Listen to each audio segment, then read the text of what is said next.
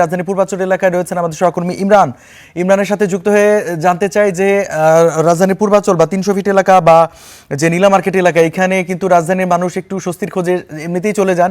আর যেহেতু ঈদের সময় নিশ্চয়ই সেখানে দর্শনার্থীদের ভিড় বাড়বে। এখন কি চিত্র লক্ষ্য করছেন এবং কি কি আয়োজন সেখানে উপভোগ করতে পারবেন তারা জানাবেন। রঞ্জু, পূর্বাঞ্চলের এই নীলা মার্কেট ঘিরে পর্যটক বা এই যে বিনোদন প্রেমীদের ব্যাপক আগ্রহ আমরা সবসময় দেখি। এখানে অসংখ্য মানুষ দেশের বিভিন্ন জায়গা থেকে আসেন এবং তারা উপভোগ করেন এই জায়গাগুলো। এখানে কিন্তু যে বিভিন্ন ধরনের খাবার রয়েছে সেই খাবারগুলো তারা কিন্তু বিভিন্নভাবে উপভোগ করে থাকেন। আমরা এখনকার চিত্র কথা যদি বলি, আজকে যেহেতু ঈদের দ্বিতীয় দিন, দেশের বিভিন্ন জায়গায় যে সকল পার্ক রয়েছে, পর্যটন কেন্দ্র রয়েছে, সেই কেন্দ্রগুলোতে কিন্তু মানুষের ভিড়, উৎসবের আমেজ কিন্তু দেখা যায়। তবে নীলা মার্কেটেও সেটি দেখা যাবে। এখন পর্যন্ত যেহেতু প্রচণ্ড রোদ এদিকে সেদিকে, যার কারণে এখন পর্যন্ত তেমন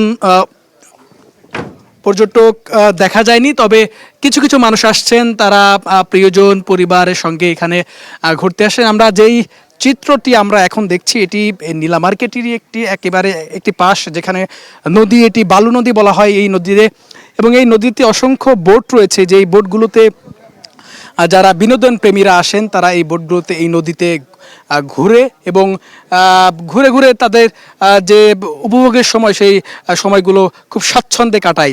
আমরা নীলা মার্কেটের বিভিন্ন জায়গায় ঘুরেছি এবং ঘোরার মধ্য দিয়ে দেখেছি যে তারা বলছেন, অনেকের সঙ্গে কথা বলেছে, তারা বলছেন যে এটি মূলত বিকেল নাগাদ খুব জমজমাট হয়। বিভিন্ন খাবারের পসরা সাজিয়ে দোকানদাররা তারা বসে থাকেন এবং বিনোদন প্রেমীরাও যারা রয়েছেন তারা কিন্তু এখানে এসে খুব স্বাচ্ছন্দ্যে সময় কাটায়। শুধু ঈদই নয়, ঈদের পাশাপাশি এমনি দিনেও কিন্তু আমরা এই নীলা মার্কেট ঘিরে মানুষের ব্যাপক আগ্রহ দেখি এবং ব্যাপক